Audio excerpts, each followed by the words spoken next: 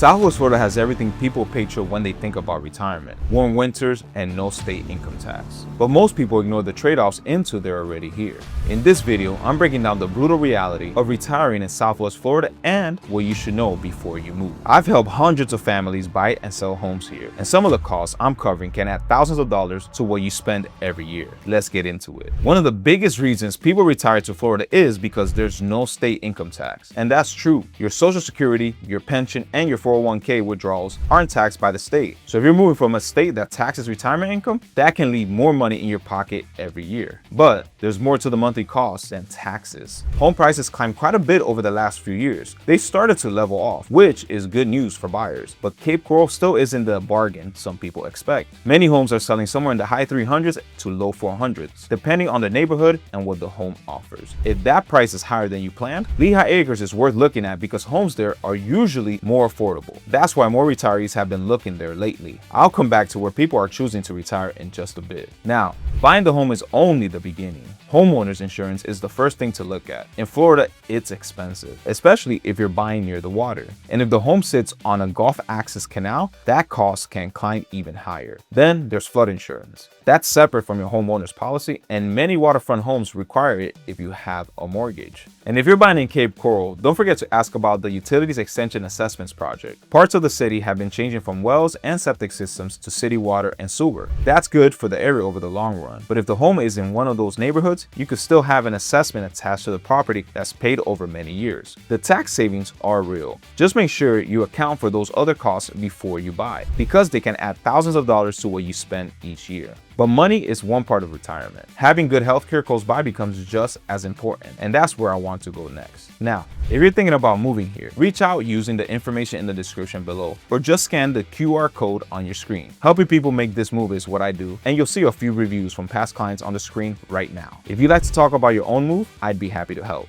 Alright, let's get back to it. As you get older, having good healthcare nearby becomes a bigger part of deciding where to live. That's one area where Southwest Florida has improved quite a bit over the last decade as more people have moved here. If you live in Cape Coral, you'll have Cape Coral Hospital nearby. And if you need more specialized care, Gulf Coast Medical Center in Fort Myers is an easy drive for most people. There are also Lee Health clinics around the area, so routine appointments usually don't mean a long drive. But where you buy still matters. If you're farther out in a place like Lehigh Acres, getting to those hospitals takes longer. That may not seem important today, but if you ever have an emergency, take a fall, or need regular treatments as you get older, those extra minutes can make a huge difference. And the good thing is, they're still adding more. There's a new outpatient center being built on Veterans Parkway in Cape Coral that would bring heart care, cancer treatment, and imaging services into the city. That means fewer trips across the bridge for appointments. And Fort Myers is growing as well. A new hospital is being built with more beds and more operating rooms, so they're adding more healthcare options as more people retire here. If specialty care is something you're thinking about, that's another plus. Fort Myers is home to a major cancer treatment center, so many people can get advanced care without having to drive all the way to Miami or Tampa. That's become one of the biggest advantages of retiring in Southwest Florida. But living here day to day comes with something else you'll want to know before you make the move.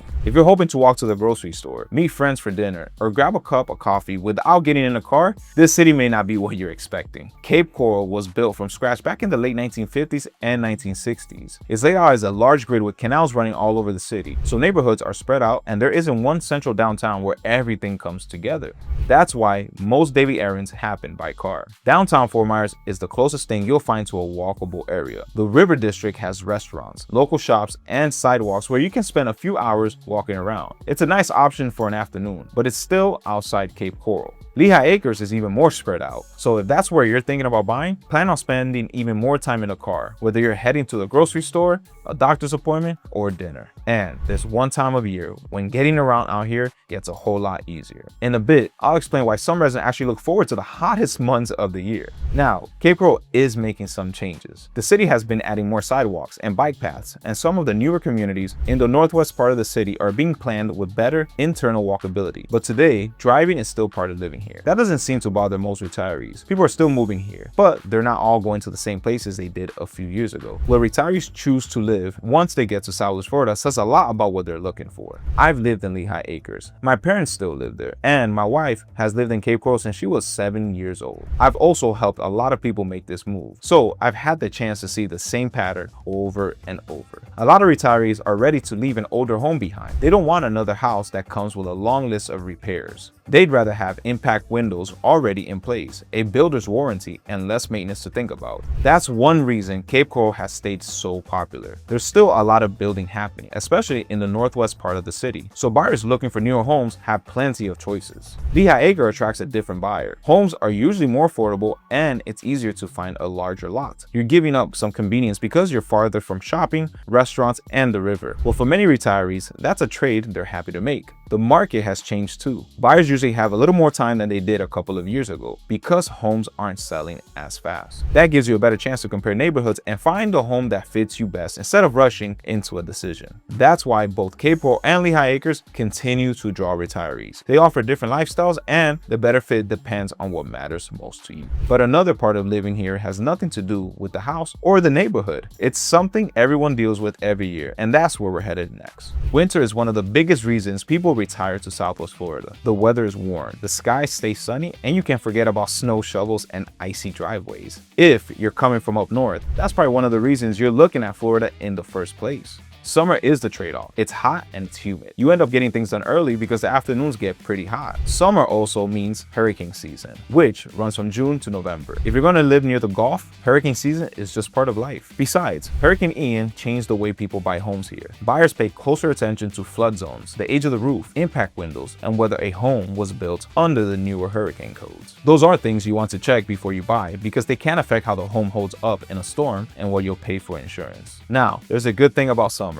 Once the seasonal residents head back north, traffic gets lighter and it's much easier to get a table at your favorite restaurant. A lot of full-time residents end up enjoying that time of year. For most retirees, their winters are worth the hotter summers. As long as you know what to expect, it's a trade people are happy to make. And when you're ready to visit family or take a trip, there's another advantage of living here. Retirement usually means you'll have more time to travel. Maybe you're going to see the grandkids, visit family, or take a vacation once in a while. Having a good airport nearby makes those trips a whole lot easier. The Fort Myers airport is about 25 to 40 minutes from most of Cape Coral, depending on where you're coming from. Even though it's a busy airport, it's easy to get in and out of. You don't have the long drive or the crowds that come with places like Miami or Orlando, so getting to your flight is usually much easier. And you also have direct flights to cities all over the country and into Canada. And before we wrap this up, there's one last thing about Cape Coral you should know. You may also notice that Cape Coral doesn't have many big mature trees, especially compared to some other parts of Southwest Florida. A lot of that goes back to when Cape Coral was first built more than 60 years ago. They cleared out many of the trees that were here while they were building the canals and neighborhoods. Cape Coral became known as a waterfront wonderland because the city was built around all those canals and many of the older trees were lost along the way. On top of that, a lot of trees were damaged after Hurricane Ian hit the city. So if you're moving from an older city up north, you may be used to streets with big trees and a lot of shade. Cape Coral is more open, and in many neighborhoods, the trees just haven't had enough time to grow that big yet. But Cape Coral has been working to bring more trees back. In 2025 alone, the city helped plant more than 4,000 trees, and they even received an award for the work it's doing. So that's something to keep in mind. You can build a house pretty fast, but you can't rush a tree that needs decades to grow. More trees are coming, but it's going to take time. Even with these trade-offs, plenty of retirees come here and love it. Knowing what to expect just helps you enjoy the good parts without getting surprised by the rest. If you're thinking about Cape Coral or Lehigh Acres and want help figuring out which one fits your budget, send me an email at german@swflhouses.com today. We can look at what's available and help you find the right place for your move. If you're still deciding where to retire in Southwest Florida,